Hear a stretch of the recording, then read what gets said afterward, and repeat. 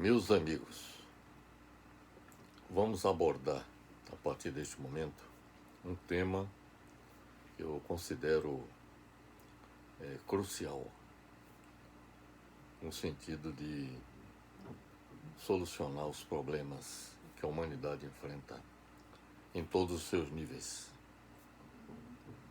Eu entendo que é muito importante que os ambientalistas lutem pela melhoria do meio ambiente em que nós vivemos, que os trabalhadores batalhem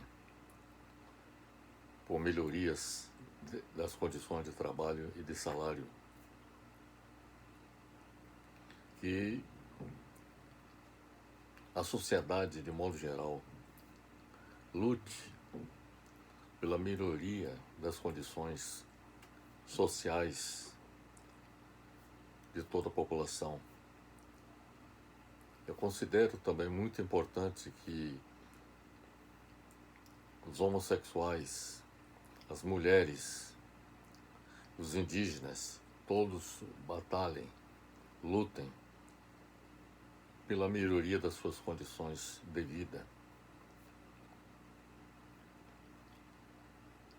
Mas o que nós entendemos como fundamental na era em que nós estamos vivendo,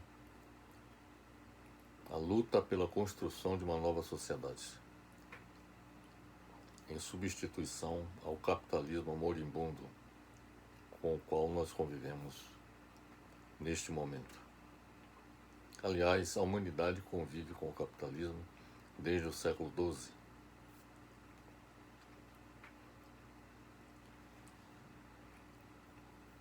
Quando eu afirmo que o tema que vamos tratar a partir desse momento é crucial, é porque a solução deste problema que nós vamos apresentar, ou seja, a construção de uma nova sociedade em substituição ao capitalismo, é que é a chave para a solução de todos os problemas ambientais, econômicos, sociais, políticos, problemas de gênero. Todos esses problemas poderão ser resolvidos na medida em que nós batalhemos pela construção de uma sociedade que contribua para a emancipação da humanidade. Então, o tema que iremos tratar a partir deste momento é como construir uma nova sociedade para substituir o capitalismo moribundo.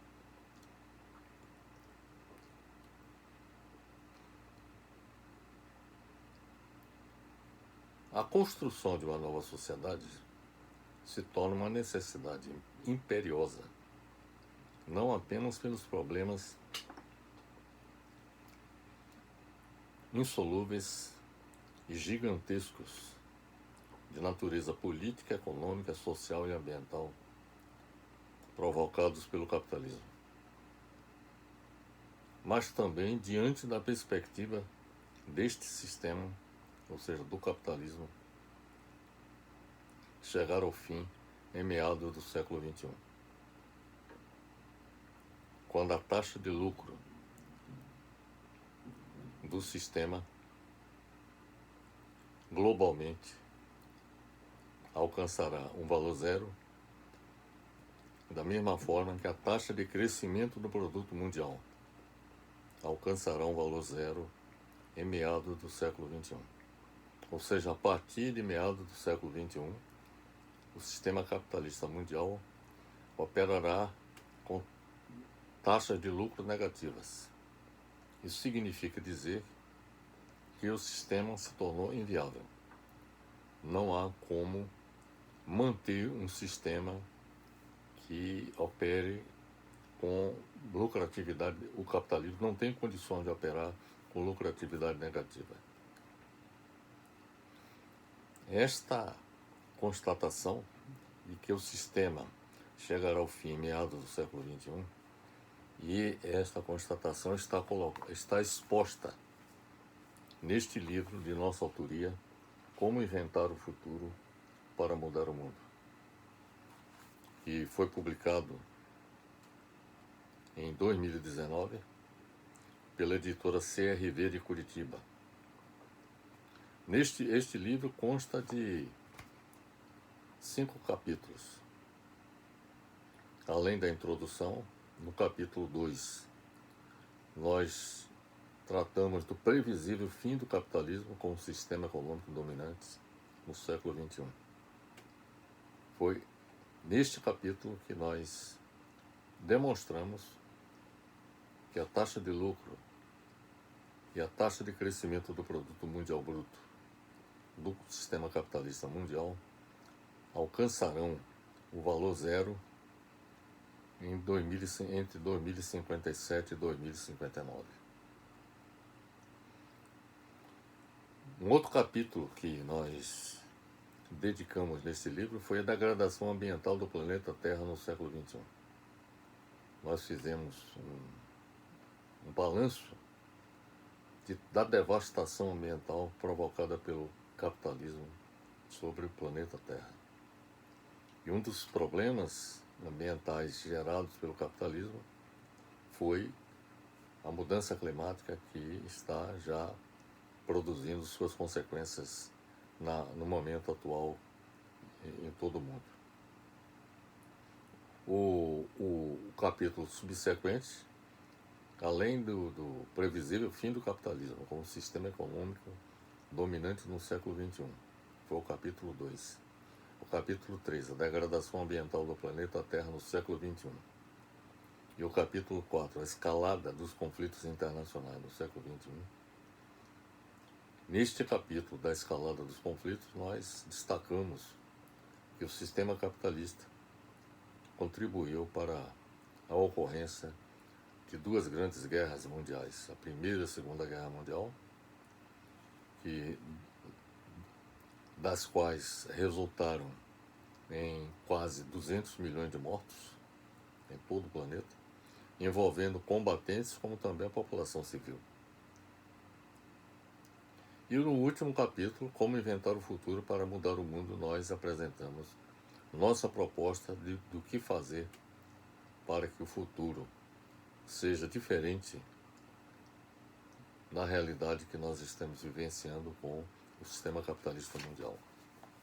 Bem, esta situação, que há pouco nós informamos, mostra que o sistema capitalista mundial está operando de acordo com o princípio da entropia.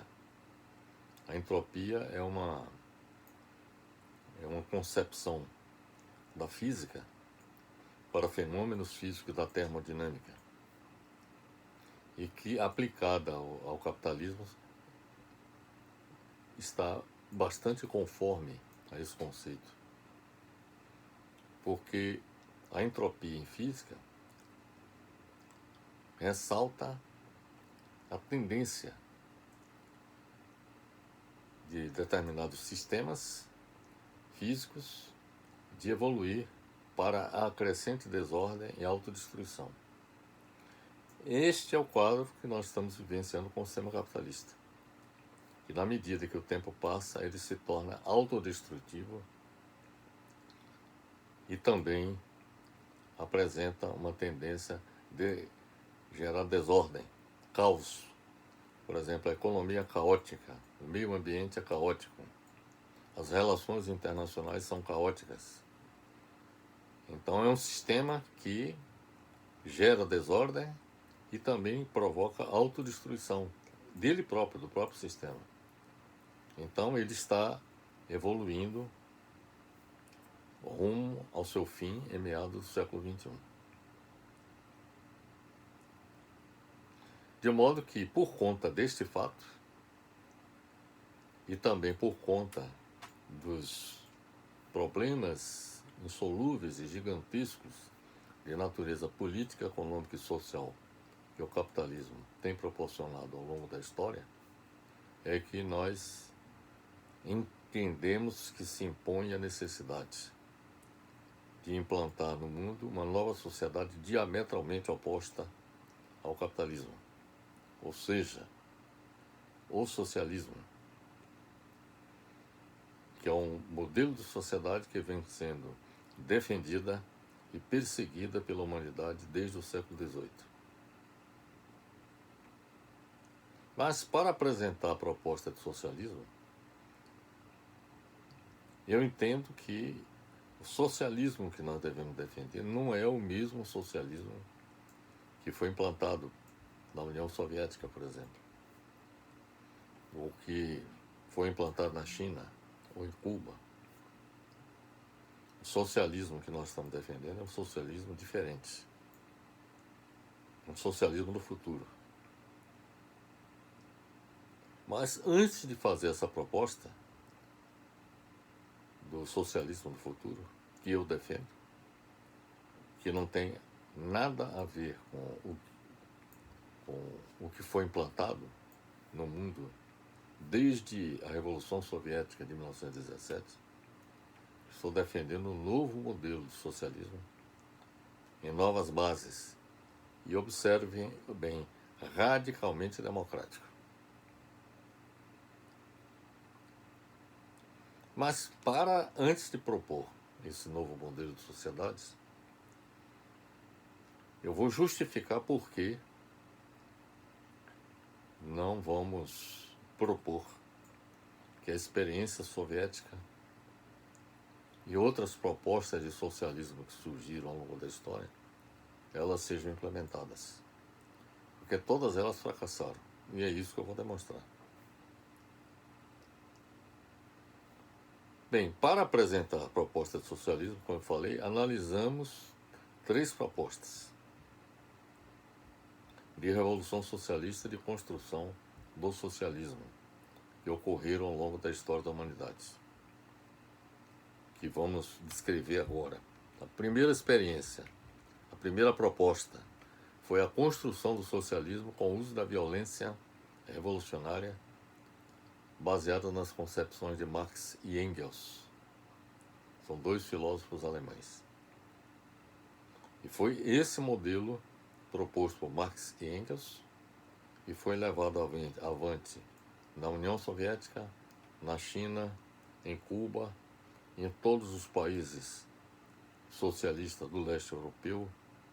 Em suma, nós vamos abordar, mostrar qual a natureza dessa proposta de construção do socialismo com o uso da violência revolucionária, preconizada por Marx e Engels. Vamos analisá-la ao lado de outras propostas. Por exemplo, além dessa proposta de construção do socialismo de Marx e Engels, nós tivemos a construção do socialismo pacificamente, pela via parlamentar, baseada na concepção de Eduard Bernstein, que era um teórico político alemão. Então, a segunda proposta era uma proposta diametralmente oposta à de Marx do ponto de vista da conquista do poder. Que o Marx considerava que a conquista do poder teria que ser pela força das armas. Já o Bernstein defendia que ela deveria ser conquistada pacificamente pela via parlamentar. A terceira proposta de construção do socialismo foi a de Antonio Gramsci, que é um filósofo italiano. E o que ele propôs foi que o socialismo poderia ser conquistado com base na hegemonia que fosse obtida ou que fosse conquistada pela classe operária na sociedade civil. A diferença fundamental entre essas propostas são as seguintes. Bernstein em relação a Marx. Bernstein defendia que deveria ser o socialismo poderia ser construído pacificamente pela via parlamentar, ao contrário de Marx, que preconizava o uso da violência revolucionária. Já o Antônio Gramsci defendia que o socialismo poderia ser conquistado antes de tudo, pela conquista da maioria da sociedade civil por parte dos trabalhadores da classe operária. E na medida que a classe operária constituísse uma maioria com vários aliados do conjunto da sociedade civil, essa maioria seria capaz de fazer com que a conquista do socialismo pudesse se realizar. Então esta visão era a visão de Antônio Gramsci. Era diferente da visão de Bernstein, que entendia que através de medidas legislativas poderia chegar ao socialismo. A de Marx, o uso da violência revolucionária. Já o Antônio Gramsci entendia que não era nem uma coisa nem a outra, nem o uso da violência, nem a conquista pela via parlamentar. Ele entendia que deveria ser conquistada a maioria no conjunto da sociedade civil, que é composto por sindicatos, por associações, por organizações da sociedade civil de modo geral. Ele entendia que, conquistada essa maioria, então seria aberto o caminho para a conquista do poder. Estas eram as três visões que existiram até o presente momento em termos de propostas de construção do socialismo. Como nós vamos demonstrar mais adiante, a proposta de Marx e Engels de construção do socialismo fracassou,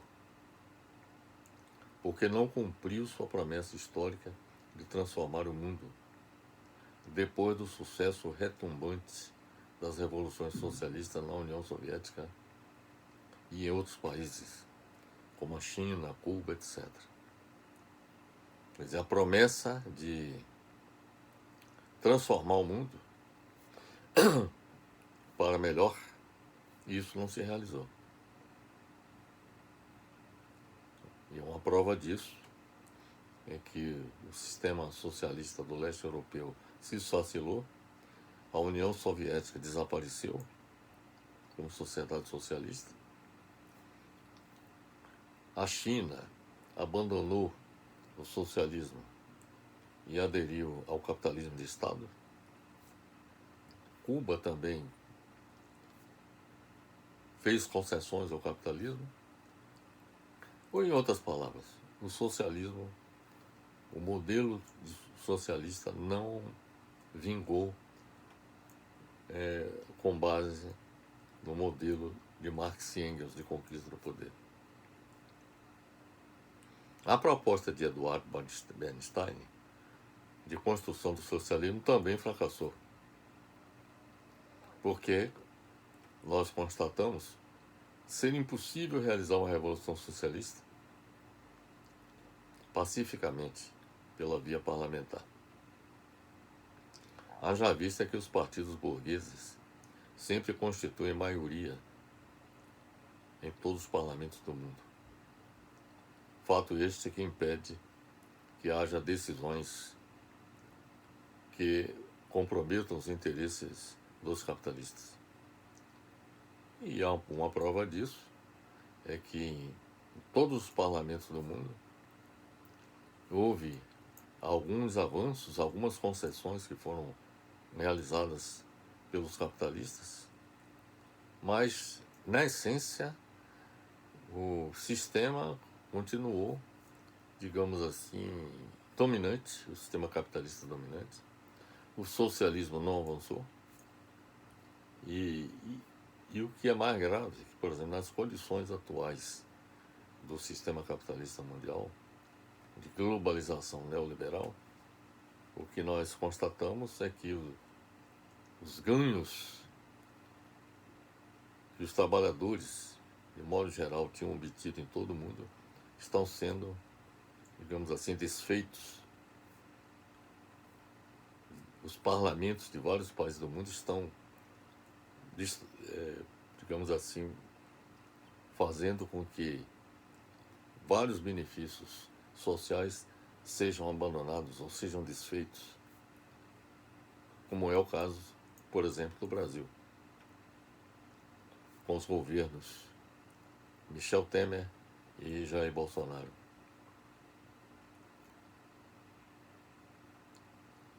Então, a via parlamentar de Eduardo Bernstein não trouxe nenhum avanço, não houve nenhuma chance de, pela via parlamentar, se conquistar o poder.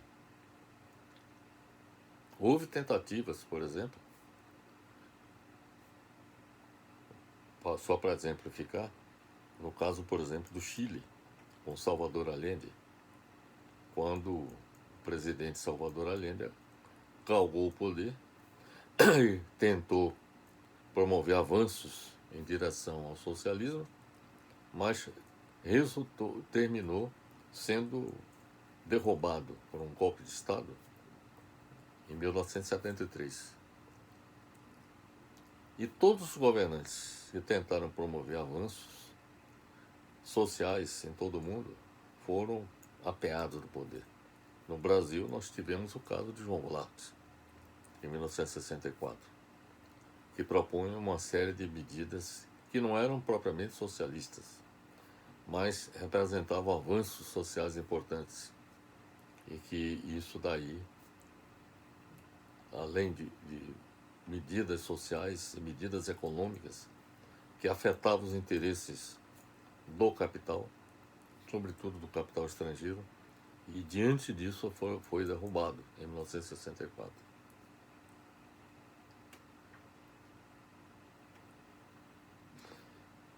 Então, a proposta de Eduardo Bernstein de galgar o socialismo pela via parlamentar não teve nenhum caso de sucesso na história da humanidade. A proposta de Antônio Gramsci de construção do socialismo fracassou também, devido à impossibilidade de as classes subalternas se tornarem hegemônicas. Eu diria que praticamente impossível, sobretudo na era contemporânea, em que os detentores do capital são detentores dos meios de comunicação em grande escala e, através dos meios de comunicações, condicionam o comportamento das pessoas. E nessa era de globalização neoliberal, o que se observa é, digamos assim, um enfraquecimento bastante acentuado dos movimentos dos trabalhadores, dos sindicatos, de modo geral, em todo o mundo. Então, na era que nós estamos vivendo, as chances, digamos assim, de conquista, de hegemonia na sociedade civil é bastante reduzida. Diante do fracasso das três propostas de construção do socialismo, nós formulamos uma proposta de construção do socialismo democrático do futuro, que nós vamos detalhar após analisar cada uma das propostas fracassadas de construção do socialismo no mundo. Então, repetindo, diante do fracasso dessas três propostas de construção do socialismo, nós formulamos uma proposta de construção do socialismo democrático do futuro que detalharemos a seguir. Para viabilizar o socialismo democrático do futuro, nós consideramos que é preciso realizar, inicialmente, a reforma do capitalismo.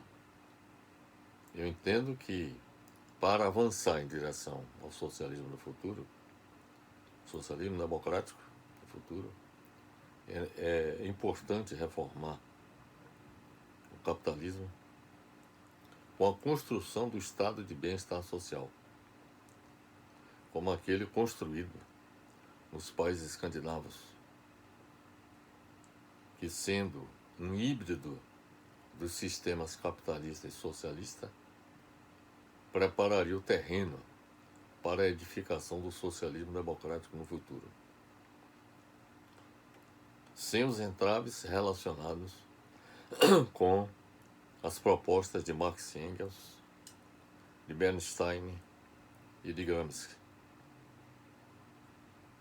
Então, a minha compreensão é de que, para dar esse passo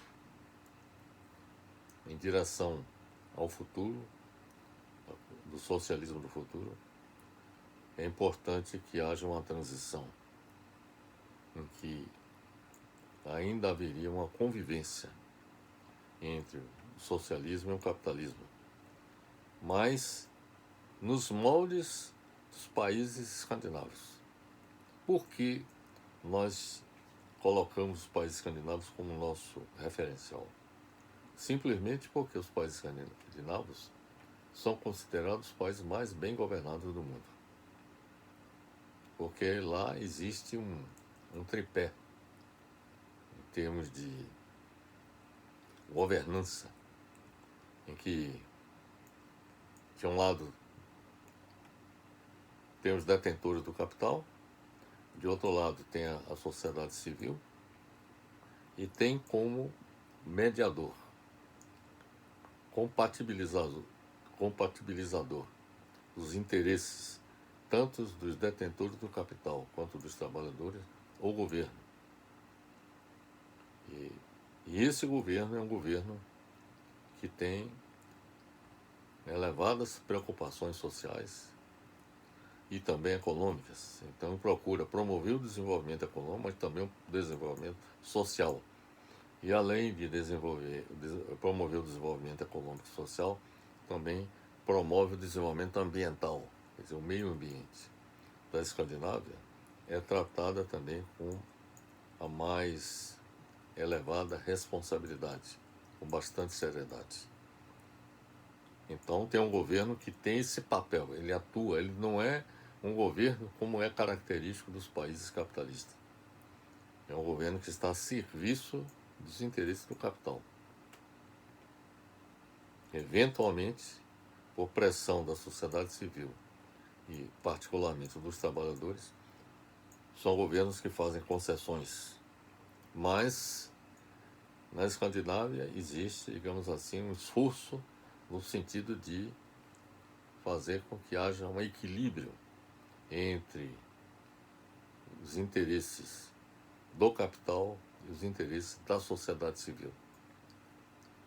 Bem, nós vamos falar agora, inicialmente, sobre a construção do socialismo com o uso da violência revolucionária, baseada nas concepções de Marx e Engels. É importante abordar essa questão porque existem muitas pessoas que ainda acreditam que o caminho do socialismo seria o caminho proposto por Marx e Engels. E eu vou provar que não é por aí. Este não é o caminho que nós deveríamos trilhar, visando a construção do socialismo. Então, o que nós vamos falar é exatamente dessa proposta de Marx e Engels.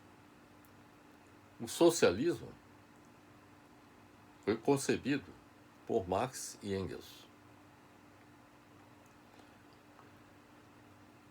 que é uma doutrina política e econômica que surgiu entre o fim do século XVIII e a primeira metade do século XIX, tendo por objetivo a conquista da igualdade social. Veja bem a questão da igualdade social, que seria, digamos assim, um objetivo maior dos grandes pensadores socialistas daquela época. A corrente socialista emergiu como uma forma de repensar o sistema capitalista em vigor. Na época, o socialismo científico, como é conhecido o marxismo, foi criado no século XIX, pautado em uma análise histórica e científica do capitalismo por Karl Marx e Friedrich Engels. Segundo Marx e Engels, em todas as épocas históricas, a sociedade foi marcada pela luta de classes, sendo essa relação caracterizada pelo antagonismo entre uma classe opressora e uma oprimida. Então a visão de Marx era que as mudanças sociais que ocorreram na história da humanidade sempre colocaram frente a frente uma classe oprimida e uma opressora. E a classe oprimida, para produzir avanços, a classe oprimida teria que apear do poder a classe opressora. Então essa era a visão de Marx a respeito da questão social. Então, segundo Marx e Engels, em todas as épocas históricas, a sociedade foi marcada pela luta de classes, sendo essa relação caracterizada pelo antagonismo entre uma classe opressora e uma oprimida. No capitalismo, essas classes são representadas respectivamente pelos detentores dos meios de produção, os donos do meio de produção, os capitalistas, e por uma massa de assalariados sem posses, o proletariado, que dispõe apenas de sua força de trabalho. A primeira experiência política de construção do socialismo ocorreu em 1917, na Rússia, que pouco tempo depois se unificaria com outros países para formar a União Soviética. Então formaram várias repúblicas, juntou todas e formou a União das Repúblicas Socialistas Soviéticas. O regime socialista foi estabelecido na Rússia em 1917, com o uso da violência revolucionária, liderada por Vladimir Lenin. Eu não vou entrar em detalhes sobre como isso foi feito. Quem desejar tomar conhecimento desse evento, eu sugiro a leitura desse nosso livro, As Grandes Revoluções Científicas, Econômicas e Sociais que Mudaram o Mundo. Em uma das partes desse livro, que trata das revoluções sociais, eu abordo a Revolução Russa de 1917 em detalhes, como também a Revolução Francesa e Revolução Meiji no Japão, etc. Mas, voltando aqui ao que nós estamos falando, com a criação da União Soviética, a industrialização acelerada foi considerada fundamental para superar o atraso do país, que tinha estruturas econômicas pré-capitalistas. Quando houve a Revolução, a estrutura da Rússia czarista era atrasada, era pré-capitalista, quer dizer, ainda tinha restos feudais que ainda estavam muito presentes na sociedade russa. A industrialização acelerada, durante 70 anos de socialismo, tornou a União Soviética uma das maiores potências industriais do mundo, com um parque industrial com grande desenvolvimento tecnológico e grande diversidade produtiva, siderurgia, metalurgia, química, combustíveis, armamentos, transporte e também o setor aeroespacial. Apesar do sucesso alcançado, a União Soviética chegou ao fim em 1991. Quando eu falo sucesso, sucesso econômico. Porque no plano social ficaram devendo. Os países do leste europeu, integrantes do sistema socialista liderado pela União Soviética, também sucumbiram com o fim da União Soviética em 1991. Para evitar o mesmo destino da União Soviética, a China abandonou o modelo maoísta de sociedade socialista, implantado com a Revolução Socialista de 1949. A Revolução Chinesa também nós tratamos nesse nosso livro. É uma das revoluções sociais mais relevantes da história, né? Então, a Revolução Socialista de 1949 foi abandonada e passou-se a adotar um modelo econômico misto, capitalista e socialista, denominado socialismo de mercado. a partir de 1978, que contempla a presença do capital estrangeiro, além de capitais estatais e privados locais. A China se tornou o Eldorado no capitalismo globalizado. Muitas empresas estrangeiras se instalaram na China para se aproveitar das facilidades fiscais oferecidas pelo governo e também do baixíssimo custo da mão de obra. Então, por exemplo, muitos países se desindustrializaram, até os Estados Unidos foram prejudicados por isso.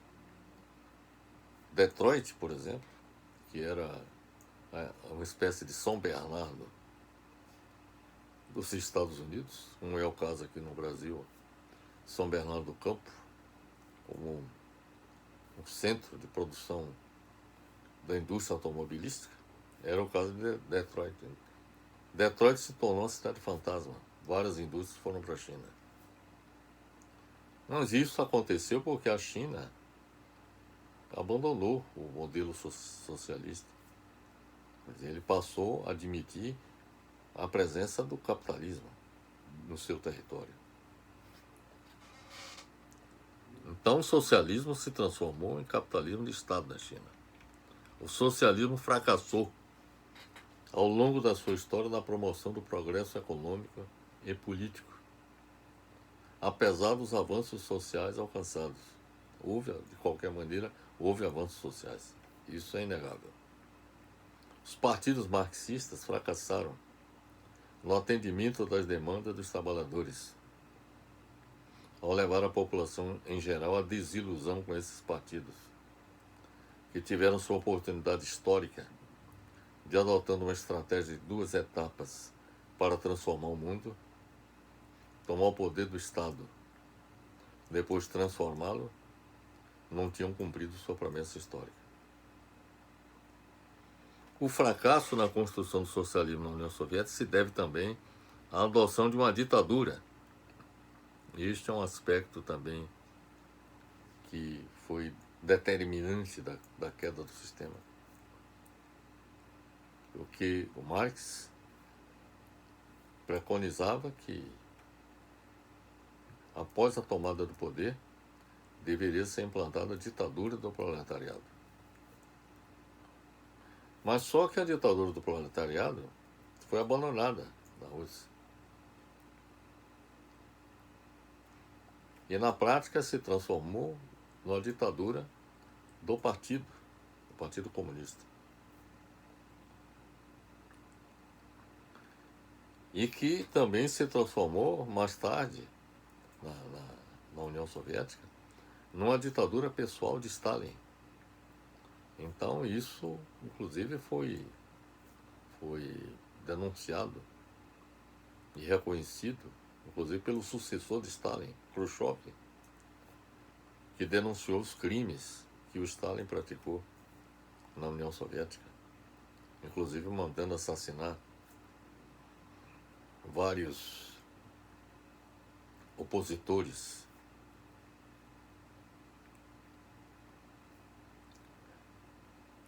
Eu não diria do sistema, mas eu diria do stalinismo. Um dos grandes nomes da Revolução Soviética, que foi Leon Trotsky, que era um grande combatente, contribuiu decisivamente na hora que a Revolução Russa se realizasse, a Revolução Socialista. Ele foi assassinado a mando de Stalin, no México, para onde ele se exilou.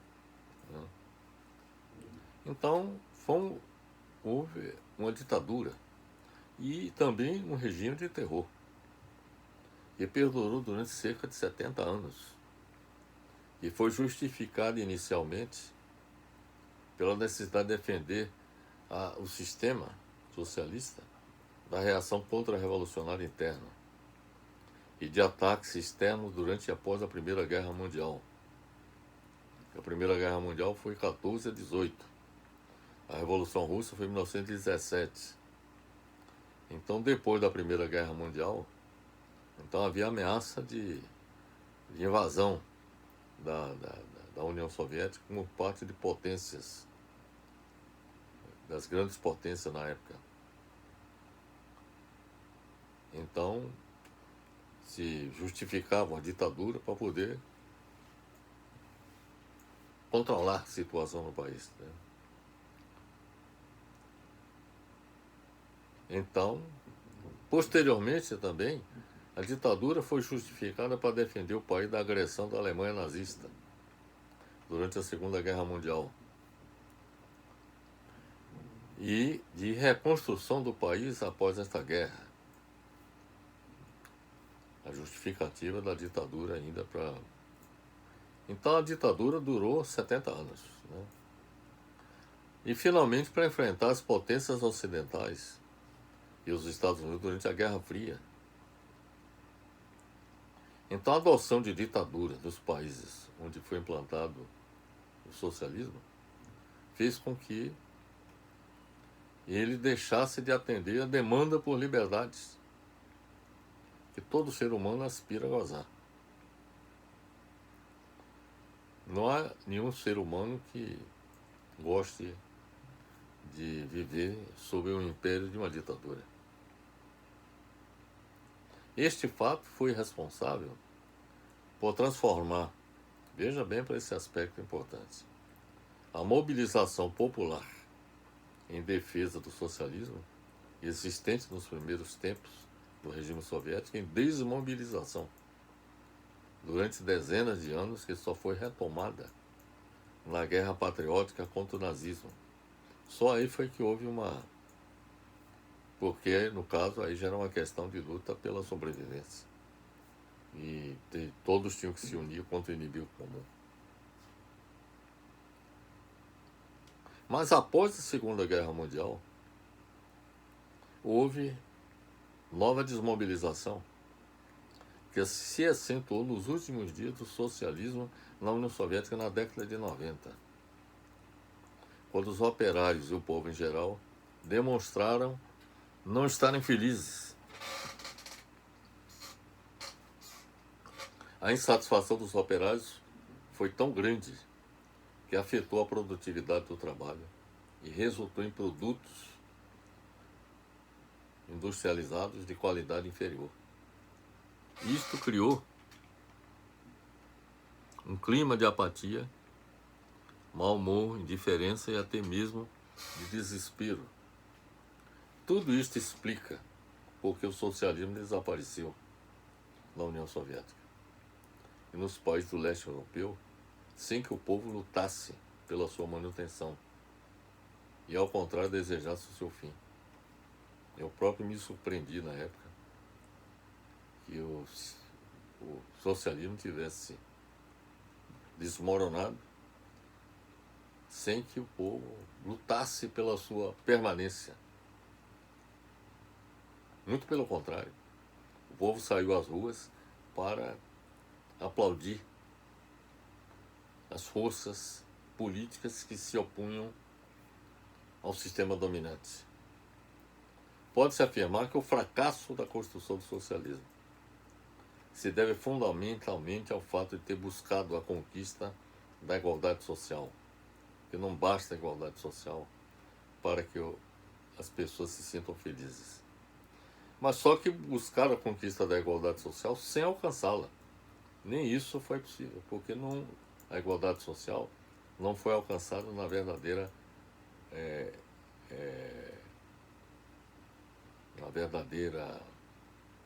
essência. E além disso, não ter proporcionado a liberdade e a felicidade para os seres humanos.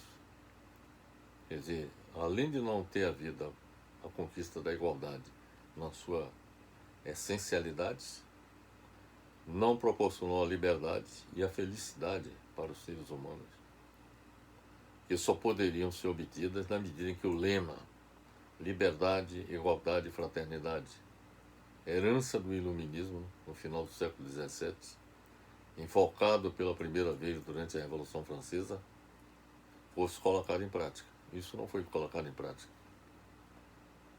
Buscou-se a conquista da igualdade social, mas não se conquistou. Mas a liberdade não foi alcançada, nem a fraternidade, e com isso também a conquista da felicidade, que é o que todo ser humano busca alcançar na vida. Este lema, que é universal, porque traduz os anseios de todos os seres humanos, tornou-se o grito de ativistas em prol da democracia e da derrubada de governos opressores em todo o mundo. E foi erroneamente associado apenas às revoluções burguesas que ocorreram na história. Não foi adotado nas revoluções socialistas, deveria ter sido adotado, que ocorreram no mundo, e sim apenas a busca da igualdade social, conforme lhes falei. Este foi um dos principais fatores responsáveis pelo fracasso do socialismo no mundo. Não basta a busca da igualdade social para o povo conquistar a felicidade. Bem, vou lhe falar agora sobre a construção do socialismo pacificamente pela via parlamentar, baseada na concepção de Eduard Bernstein. A tese de Bernstein foi a primeira tese revisionista da teoria marxista da Revolução Socialista. Ele propôs que o socialismo poderia ser conquistado pacificamente, sem necessariamente utilizar a violência revolucionária, conforme foi preconizado por Marx e Engels, e colocado em prática por Vladimir Lenin na Revolução Russa, e por Mao Tse-tung na China, e por Fidel Castro em Cuba. Ele entendia, Eduard Bernstein, que era possível, pela via parlamentar, conquistar o socialismo. No final do século XIX, Eduard Bernstein era um político e teórico alemão. Ele refutou no interior da social-democracia alemã as teses preconizadas pelos líderes do Partido Social-Democrata, ao propor a revisão crítica do pensamento de Marx, que era a base ideológica do Partido Social da Alemanha, social-democrata da Alemanha. Ele acreditava no potencial emancipador da democracia burguesa, afirmando que seria possível a tomada do poder pelas classes sociais subalternas para construir o socialismo por meios legais e pacíficos através da via parlamentar. Esta, inclusive, é uma visão que muita gente ainda tem no mundo, e também, e particularmente no Brasil. Imaginar que pela via parlamentar seja possível produzir avanços sociais em direção ao socialismo, o que é falso.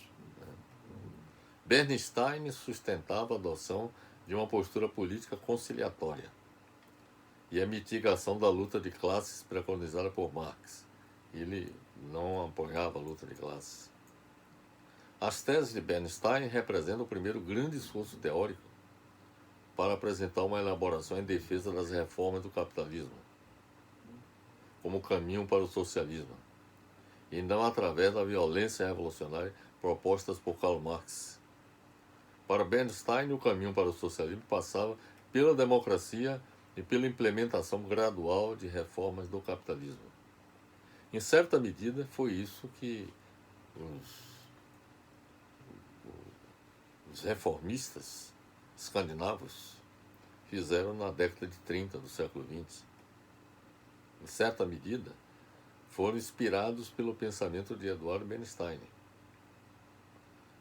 Mas observe o seguinte, que Bernstein entendia que o caminho pelo socialismo passava pela democracia e pela implementação gradual de reformas do capitalismo.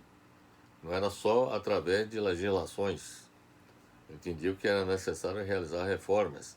Mas é importante observar que no caso da Escandinávia, nós vamos falar sobre isso mais adiante, quer dizer, houve uma espécie de concertação, quer dizer, um acordo entre detentores do capital, trabalhadores e governantes no sentido de construir uma sociedade, digamos assim, em que os interesses de todas as partes fossem levados na devida conta. E produziram, a partir daí, reformas no sistema capitalista de tal maneira que os êxitos políticos, econômicos e sociais alcançados pela social-democracia escandinava são exemplares em todo o mundo. São os países de maior progresso político, econômico e social em comparação com outros países do mundo. Eles estão no topo, como os países mais evoluídos.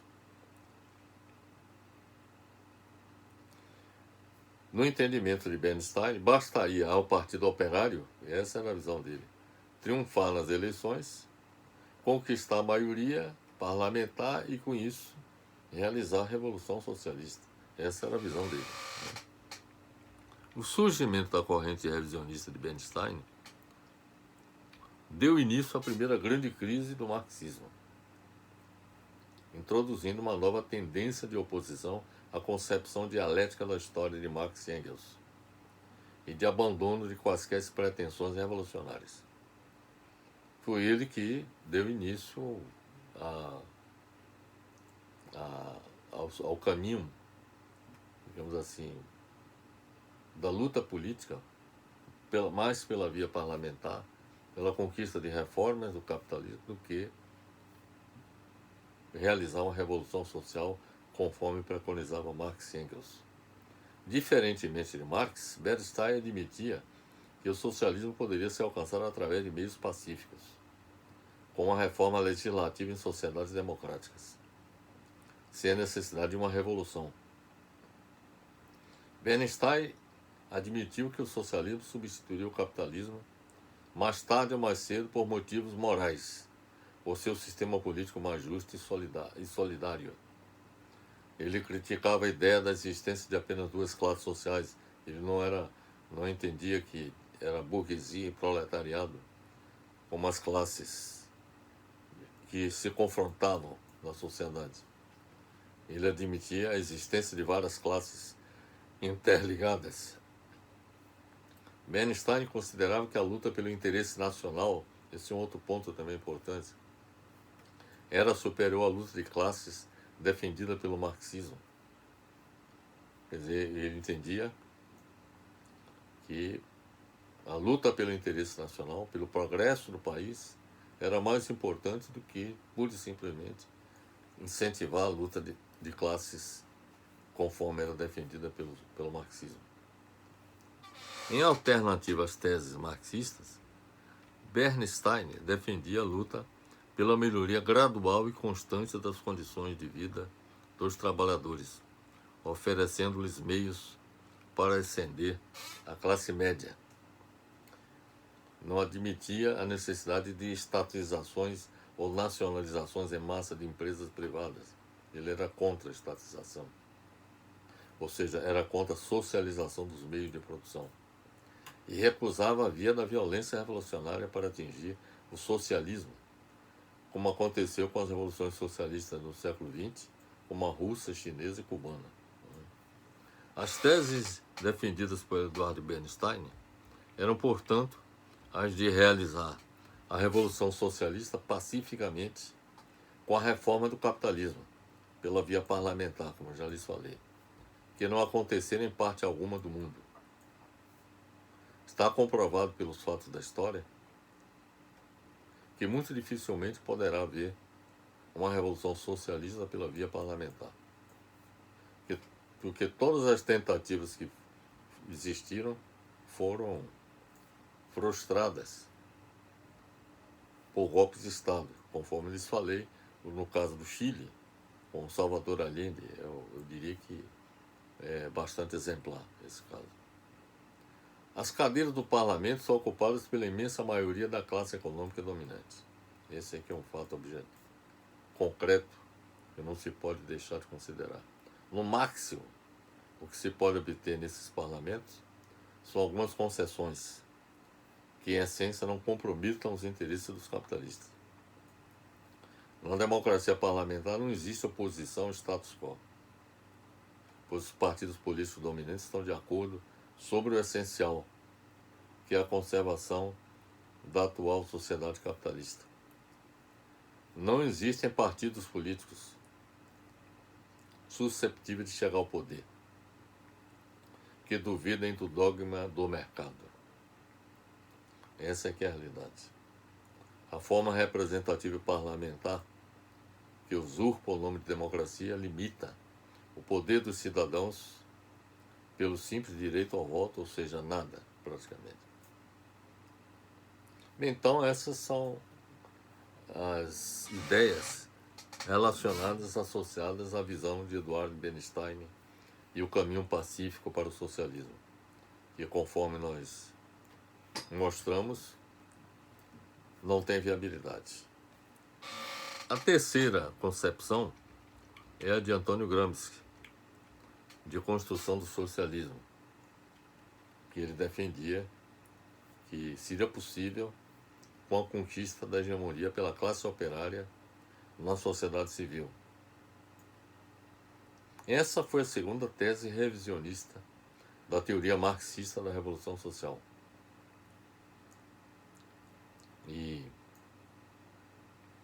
ela foi proposta por Antônio Gramsci, filósofo italiano.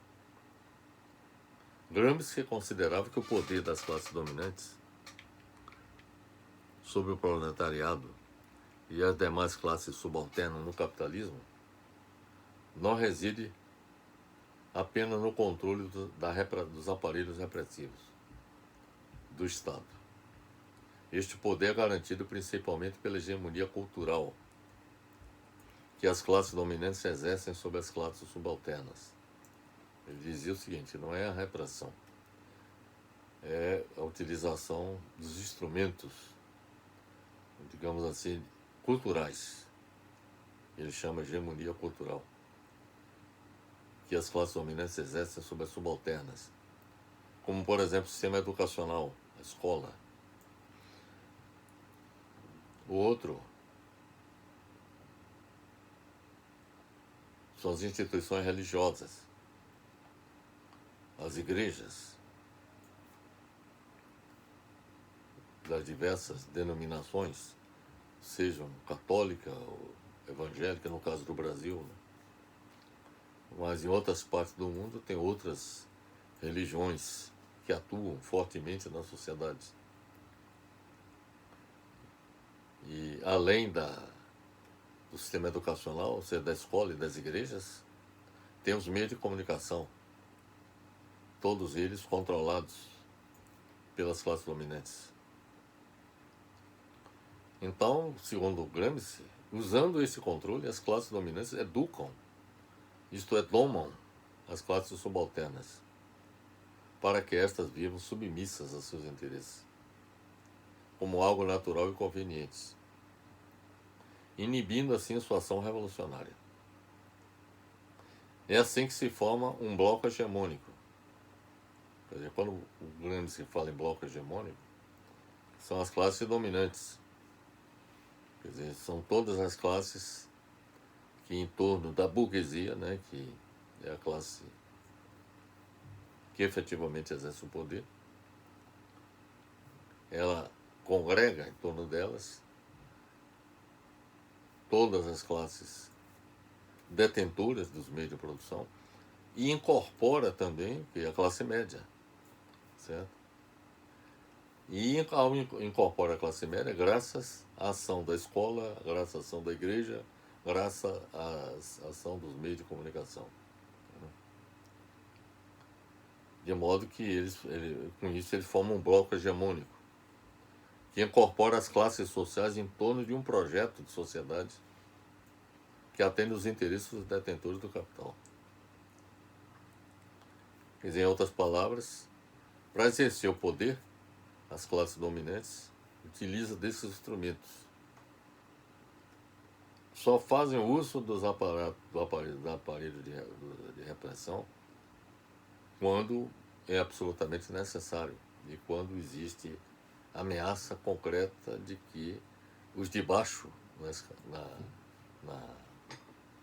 na pirâmide social, se rebelam contra os detentores do poder. E aí o poder hegemônico do capital combina a coerção, ou seja, a repressão, com o uso dos instrumentos de repressão e o consenso. Ele procura construir o consenso reunindo com base nos aparelhos ideológicos de Estado, né, que são exatamente o sistema educacional, as instituições religiosas e os meios de comunicação, para que esse consenso se estabeleça. E com isso ele possa exercer a hegemonia no conjunto da sociedade. Então a supremacia de uma classe social dominante se manifesta por dois modos, segundo Gramsci. Primeiro, pela coerção e repressão, e segundo, pela direção intelectual e moral. Uma classe social domina os grupos oponentes ao submetê-los com a repressão, além de dirigir os grupos aliados, ou seja, reprime os seus oponentes e dirige os grupos aliados, quer dizer, congrega em torno de si os grupos aliados. É mais ou menos isso que o Gramsci propõe que, por exemplo, a classe operária tentasse congregar também em torno de si, quer dizer, para se opor ao domínio das classes dominantes. Gramsci afirma que uma classe social pode e deve ser dirigente antes de conquistar o poder governamental.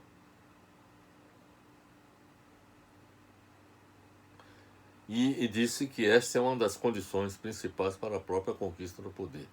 Ele entende que uma classe, antes de conquistar o poder, ele deve ser dirigente. Posteriormente, quando exerce o poder, torna-se dominante. Mas deve continuar sendo dirigente também. Para Gramsci, a hegemonia é o exercício das funções de direção intelectual e moral, unida àquela do domínio do poder político. O problema para Gramsci está em compreender como o proletariado, ou em geral uma classe social dominada, subalterna, pode se tornar classe dirigente. Isso é um problema sério. Quer dizer, ele propõe que uma classe subalterna ou dominada passe a ser uma classe dirigente antes de galgar o poder. Mas a hegemonia é exercida unindo-se um bloco social, criando uma aliança política. Então é essa aliança política que ele recomenda que a classe operária construa uma aliança política de um conglomerado de classes sociais diferentes. Um bom exemplo da tese esposada por Antônio Gramsci é o da ascensão da burguesia na Idade Média, que graças à expansão de suas atividades econômicas, comerciais e bancárias, durante o regime feudal da Idade Média, foi se tornando classe dirigente. Esse exemplo da burguesia é muito interessante, porque antes dela se tornar classe dominante, ou seja, exercer o poder, inclusive o poder político, ela já era uma classe dirigente dentro da concepção de Gramsci. Dirigente no seguinte sentido, porque ela desenvolvia atividades econômicas, comerciais e bancárias. E ao desenvolver essas atividades, elas se tornaram muito importantes. Muitos dos governantes passaram a depender, entendeu, dessas atividades econômicas, comerciais e bancárias, inclusive na questão dos impostos, por exemplo. Né? E, progressivamente, a burguesia foi se tornando uma classe dirigente antes de conquistar o poder. Isso aconteceu na Idade Média. E só conquistou o poder com as revoluções burguesas, realizadas na França e na Inglaterra. Eu faço referência a isso nesse livro aqui, As Grandes Revoluções Científicas, Econômicas e Sociais que Mudaram o Mundo, E eu faço referências às revoluções francesa e inglesa. Nessa época, a burguesia se consolidou como classe dirigente ao apoiar a centralização do Estado na figura de um rei absolutista. Foi a partir desse evento que foram constituídos os Estados-nação. As nações europeias, por exemplo, se constituíram e a burguesia contribuiu bastante nesse sentido. Porque os Estados-nações que foram constituídos passaram a ter no topo do poder a figura do rei. Mas era um rei que era associado à burguesia, aos detentores do capital. Então a figura do rei absolutista, quer dizer que o rei mandava, mas na realidade também a burguesia que era associada, ligada aos reis absolutistas, mandavam também. Eu diria até mais do que o próprio rei. Os estados-nação absolutistas surgiram na Europa por meio de uma aliança entre a burguesia e os reis, que contribuíram para o avanço da revolução comercial no mundo. Importante observar que antes da Revolução Industrial, no século XVIII, nós tivemos uma revolução comercial. E foi através da revolução comercial que o capitalismo se incorporou em todo o mundo. E durante a revolução comercial houve uma aliança entre a burguesia comercial e os reis absolutistas da Europa. A partir de então, os tributos passaram a ser pagos diretamente ao Estado, quando os Estados-nação foram constituídos. Porque antes da constituição dos Estados-nação, os tributos eram pagos aos senhores feudais. Mas a constituição do Estado-nação fez com que todos a contribuição, os tributos, passem a ser pagos diretamente ao Estado e não aos senhores feudais, que proporcionaram um ambiente favorável para o desenvolvimento do comércio e beneficiaram a extensão ao poder da burguesia comercial e bancária na Europa. Né? Embora fosse a classe social e economicamente dominante, responsável pelo sustento do Estado, que na realidade quem sustentava o Estado era a burguesia, uma vez que a nobreza e o clero não pagavam tributos, a burguesia não exercia o poder hegemônico que só aconteceu posteriormente com as revoluções burguesas realizadas na Inglaterra entre 1640 e 1688 e na França em 1789. A crise de hegemonia, quer dizer, a questão da hegemonia também, há um momento em que a crise da hegemonia acontece. E ela acontece, segundo Gramsci, quando ainda que, mantendo o próprio domínio político, as classes sociais politicamente dominantes não conseguem resolver os problemas de toda a coletividade. Não conseguem impor a toda a sociedade sua concepção do mundo. E não conseguem mais ser dirigente de todas as classes sociais. Criam-se assim as condições para a eclosão de uma revolução social e a ascensão das classes subalternas ao poder. Ele aqui faz referência ao momento da revolução. E isso acontece quando ocorre uma crise de hegemonia. Quando quem está no poder não consegue resolver os problemas de toda a coletividade, não consegue impor a toda a sociedade sua concepção do mundo e não consegue ser mais dirigente de todas as classes sociais. Por exemplo, nós temos aqui hoje, no Brasil, uma crise de poder, ou uma crise de hegemonia, né? Porque o Bolsonaro, por exemplo, não consegue resolver os problemas de toda a coletividade, inclusive isso também decorre também da sua incompetência, incapacidade de resolver, mas também existem problemas estruturais que exigiriam, digamos, uma concertação, um acordo que possibilitasse a superação desse problema. Não consegue impor a toda a sociedade sua concepção do mundo e não consegue ser mais dirigente de todas as classes sociais. Então, simplesmente, eles já não mais governam. Essa é que é a realidade. No caso do Bolsonaro. Criam-se assim as condições, no caso de uma crise de hegemonia, para a eclosão de uma revolução social e a ascensão das classes subalternas ao poder. Normalmente, na história da humanidade, as revoluções sociais acontecem quando ocorre uma crise de hegemonia. Ou seja, quem está no poder não consegue mais governar como antes. Quem está no topo não consegue mais governar como antes, nem quem está embaixo, os de baixo, as classes subalternas, já não aceitam ser mais governadas como antes. Nós estamos caminhando nessa direção no Brasil. Gramsci afirma que as classes sociais subalternas só se tornaram dirigentes se conseguirem apresentar soluções concretas aos problemas deixados sem solução pelas classes dominantes, expandindo sua própria cosmovisão a outros estratos sociais.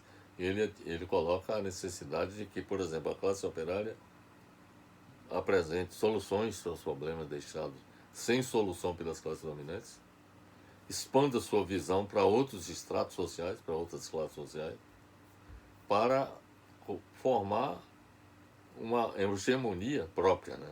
Um bloco próprio, que possa, digamos assim, avançar. Essa é a teoria dele. A teoria da hegemonia de Gramsci está ligada à sua concepção de Estado capitalista. E, segundo ele, exerce o poder tanto mediante a força quanto o consentimento. Gramsci divide-o entre a sociedade política, que é a arena das instituições políticas, ou seja, as instituições do Estado, e de controle constitucional legal, e a sociedade civil, que é a sociedade no seu conjunto, os sindicatos, as associações profissionais e assim por diante, que estão na esfera privada, e a própria economia. A primeira é o âmbito da força, segundo ele, ou seja, onde está o Estado, sociedade política. E a segunda, o do consentimento, que diz respeito à sociedade civil. Então, nenhum governante tem condições de avançar, fazer com que seu programa de governo avance, sem que possa compatibilizar a relação entre o Estado e a sociedade civil, e sem obter o consentimento da sociedade civil. Essa é uma condição importante. Né? Gramsci argumenta que o Partido Revolucionário é a força que permitirá que a classe operária desenvolva uma hegemonia alternativa dentro da sociedade civil.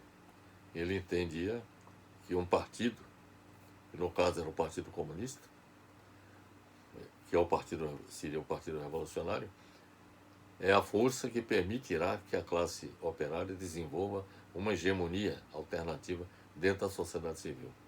Para Gramsci, a natureza complexa da sociedade civil moderna implica que a única tática capaz de minar a hegemonia da burguesia que chegasse ao socialismo é a adoção da guerra de posições, é análogo à guerra de trincheiras. Ele diferencia a guerra de posições a guerra de movimento. A guerra de movimento, ele diz que tem como exemplo o ataque frontal ao czarismo levado a cabo pelos bolcheviques na Rússia em 1917. Quando foi conquistado o poder, ele coloca o seguinte, que na casa da Rússia, o uso da guerra de movimento era correta porque a sociedade russa era uma sociedade atrasada.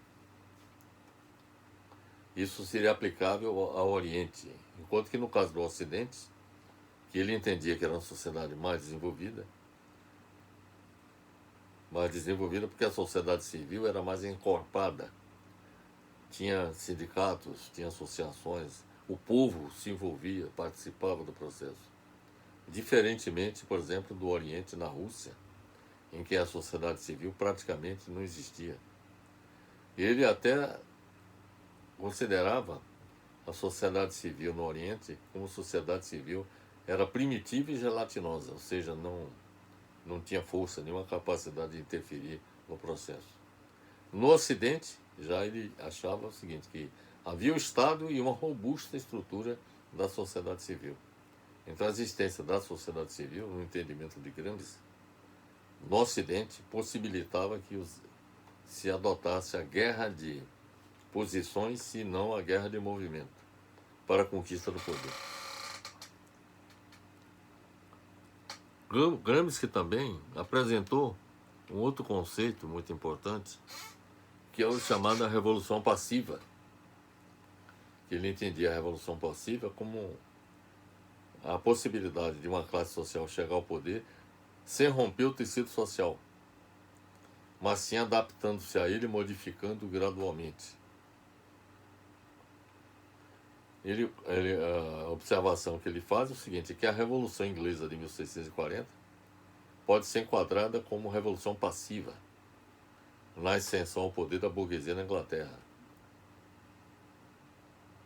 E já, no caso, eu próprio coloco que a Revolução Escandinava de 1930, que significou a reforma do capitalismo com a implantação do Estado de Bem-Estar Social, na Suécia, após a ascensão ao poder da corrente social-democrata, eu entendo também como se tivesse havido uma revolução passiva, porque não se utilizou nenhum dos dois processos, nem a guerra de posições, nem a guerra de movimento. Nem houve um assalto ao poder pela força das armas, nem, digamos assim, houve um trabalho, digamos, de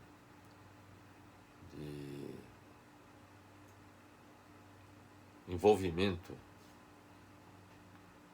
adaptativo digamos assim, da sociedade de forma gradual, quer dizer, na realidade houve uma adaptação e que pode ser enquadrado como uma revolução passiva, né? de acordo com a concepção de Gramsci. E isso significou, essa Revolução Escandinava, a reforma do capitalismo com a implantação do Estado de Bem-Estar Social na Suécia. Entretanto, não há nenhum exemplo de revolução socialista passiva registrado ao longo da história, porque a Revolução Escandinava é uma revolução ainda nos marcos do capitalismo.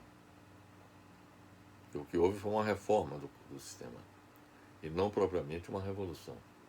Então, revolução passiva até hoje não existiu. Então, as soluções preconizadas por Gramsci para a conquista do poder, nenhuma delas teve sucesso.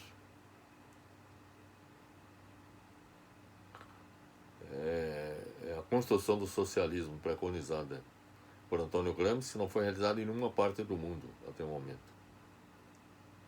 devido à imensa dificuldade de as classes subalternas se tornarem hegemônicas dentro da sociedade civil, desbancando a hegemonia das classes dominantes, sobretudo nas condições atuais de globalização do capitalismo.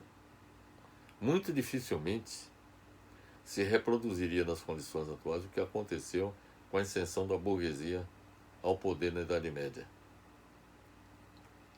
No caso da Idade Média, foi um processo gradual que demorou, eu diria, séculos, até que, quer dizer, a burguesia acumulasse forças suficientes para a conquista do poder, com o fim das monarquias, com o fim dos estados absolutistas que existiram na época. Nenhuma classe social subalterna, como a classe operária, teria condições de se impor economicamente no capitalismo globalizado atual, para assumir a condição de classe dirigente antes de conquistar o poder hegemônico na sociedade contemporânea. Bem, meus amigos, Vamos agora, então, concluindo nossa apresentação, falar sobre qual socialismo nós deveríamos construir. Ou seja, a construção do socialismo democrático do futuro. É o que nós vamos tratar agora. E essa proposta que nós vamos apresentar, ela resulta do fracasso das propostas de revoluções socialistas preconizadas por Marx e Engels, Eduard Bernstein e por Antônio Gramsci. E nenhuma dessas propostas vingou ao longo da história. E o que nós estamos propondo é a construção do socialismo que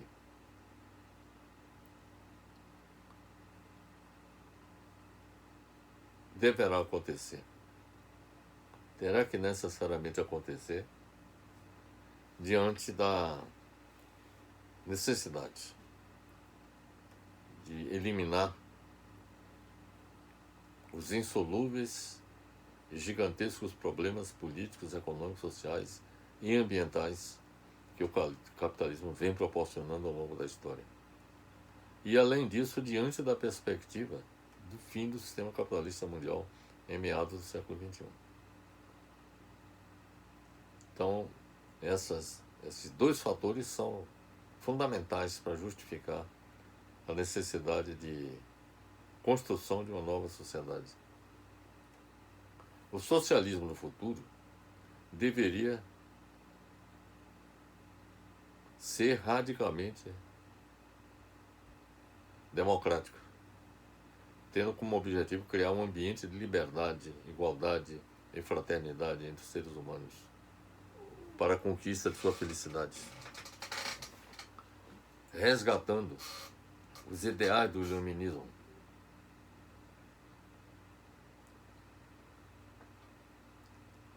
Para edificar a sociedade socialista, em substituição ao capitalismo,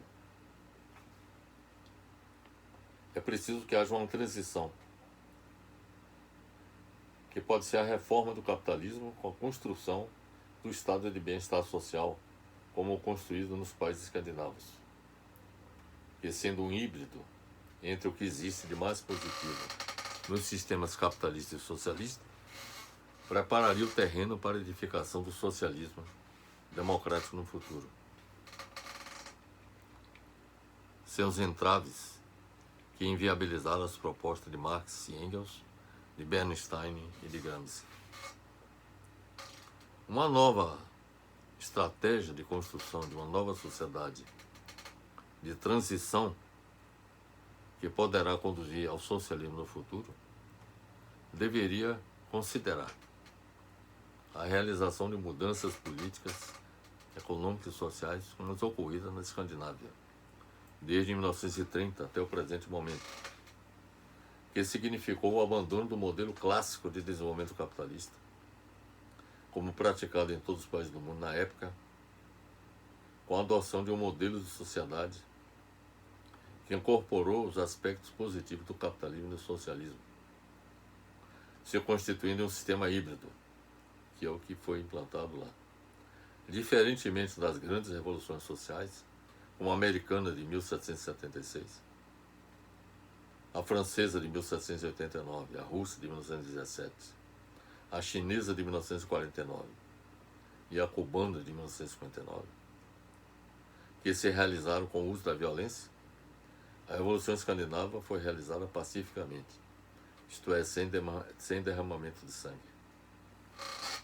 A Revolução Escandinava teve o seu início na Suécia na década de 1930 e depois foi adotado também nos demais países escandinavos, como a Dinamarca, a Noruega, a Finlândia e Islândia, após a Segunda Guerra Mundial, com base na social-democracia, que é uma ideologia política que apoia intervenções econômicas e sociais do Estado para promover justiça social em um sistema capitalista e uma política de bem-estar social no interesse geral da população, com intervenções para promover uma distribuição de renda mais igualitária e um compromisso para com a democracia representativa.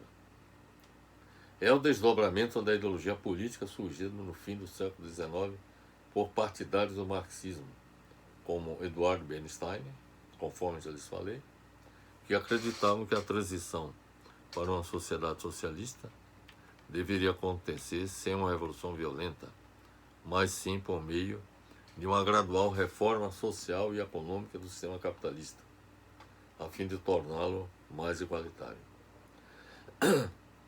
Sobre a Escandinávia, é importante observar que é o berço do modelo de sociedade mais igualitário que o capitalismo já conheceu. Sua origem remonta à Suécia nos anos 1930, quando ocorreu a hegemonia social-democrata do Partido Social-Democrata no governo do país nórdico, dando início a uma série de reformas sociais e econômicas que inaugurou um novo tipo de capitalismo, em oposição ao liberalismo das décadas anteriores, que levou à Grande Depressão Econômica de 1929. Nasceu o chamado modelo social-democrata escandinavo, que rapidamente ultrapassaria as fronteiras suecas para se tornar influente no norte da Europa, mas também uma referência importante na formulação de políticas econômicas heterodoxas, progressistas em todo o planeta. O sucesso desse modelo se deveu à combinação de um amplo estado de bem-estar social com rígidos mecanismos de regulação das forças de mercado. E aí é que entra o papel do Estado, regulando o mercado e fazendo com que os interesses dos capitalistas, dos trabalhadores, da sociedade civil sejam devidamente contemplados. E regulação é essa de mercado, capaz de colocar a economia em uma trajetória dinâmica, ao mesmo tempo que alcançava os melhores indicadores de bem-estar social entre os países capitalistas. Para o sucesso da implantação do modelo social-democrata escandinavo, foi decisiva a iniciativa de economistas suecos, tendo à frente Gunnar Myrdal, que em meados do século XX forneceria um fundamento teórico para uma política econômica alternativa dominante na época. A escola de Estocolmo, como seria batizada esta ramificação do pensamento econômico heterodoxo, denunciou as mazelas do liberalismo capitalista e demonstrou a primazia da demanda das famílias para se retomar ciclos de bonança econômica em contraposição aos estímulos inócuos de oferta que caracterizavam e caracterizam ainda a visão liberal conservadora.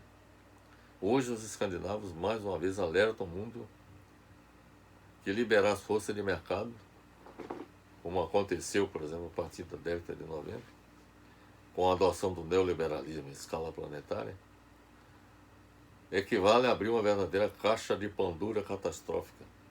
E é isso que nós estamos assistindo.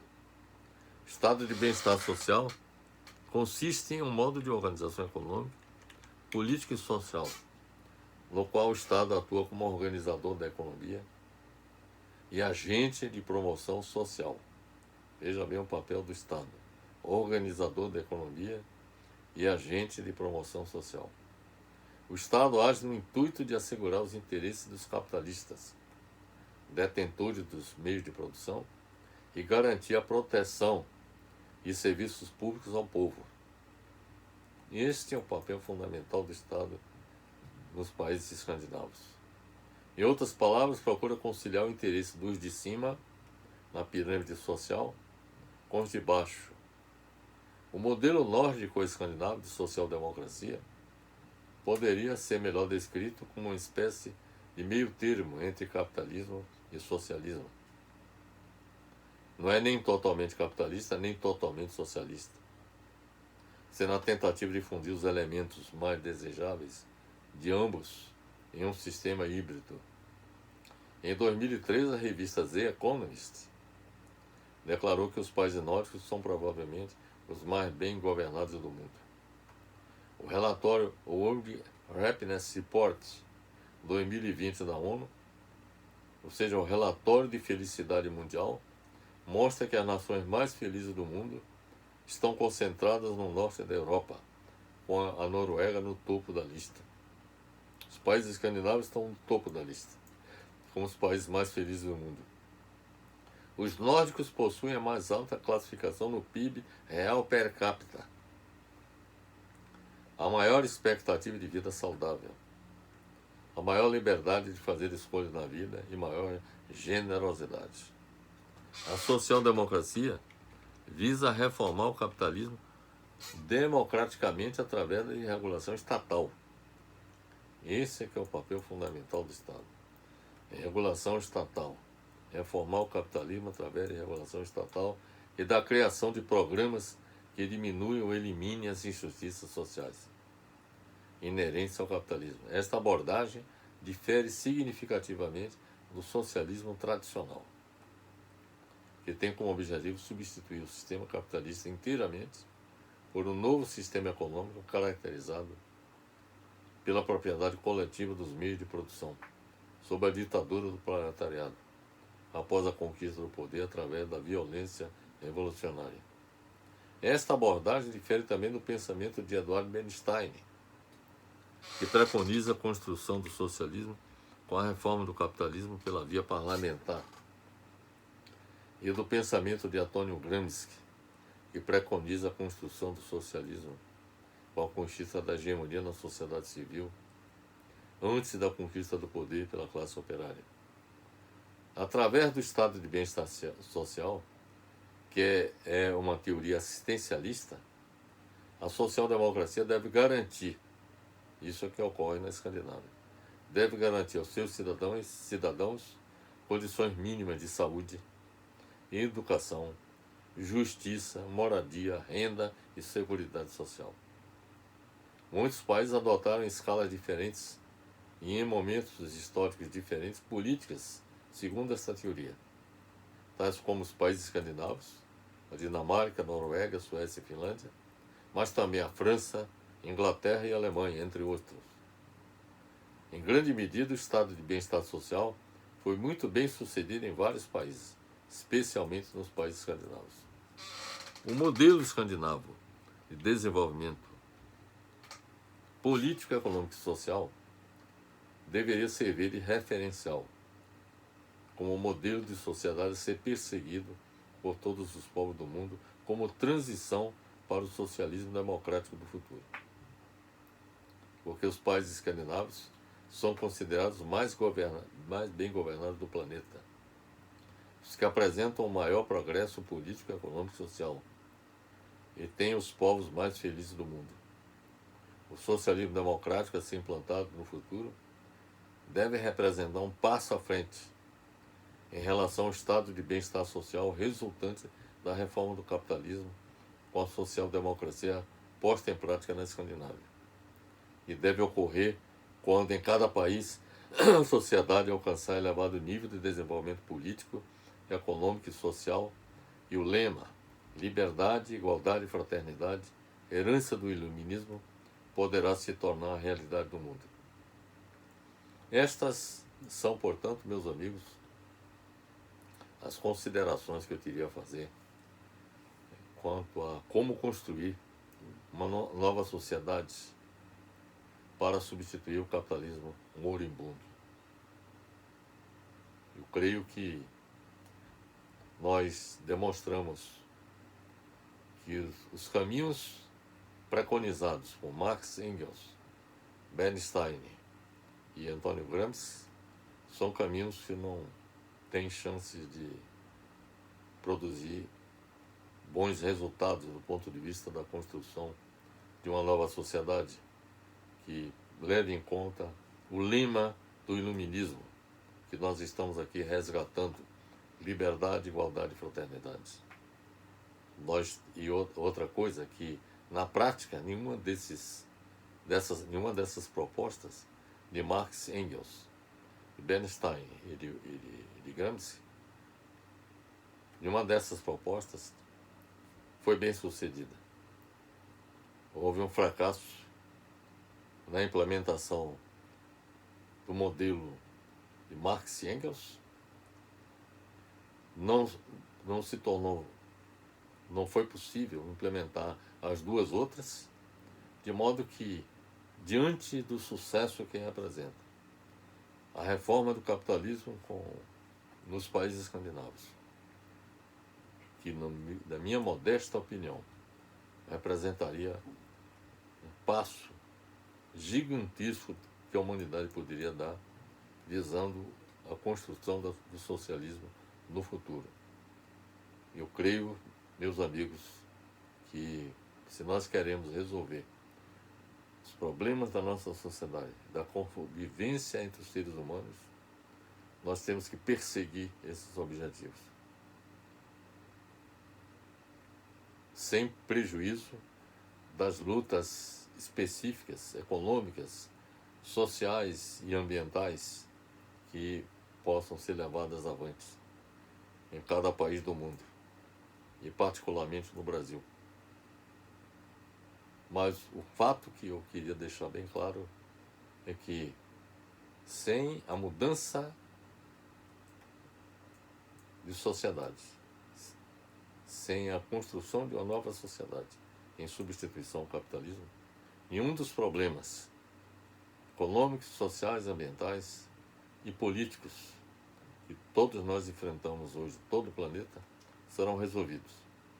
Nós só teremos a solução do problema quando nós construirmos uma nova sociedade que necessariamente terá que ser, inicialmente, a reforma no capitalismo com base no modelo escandinavo de social-democracia, e para que a partir daí nós possamos avançar em direção ao socialismo do futuro.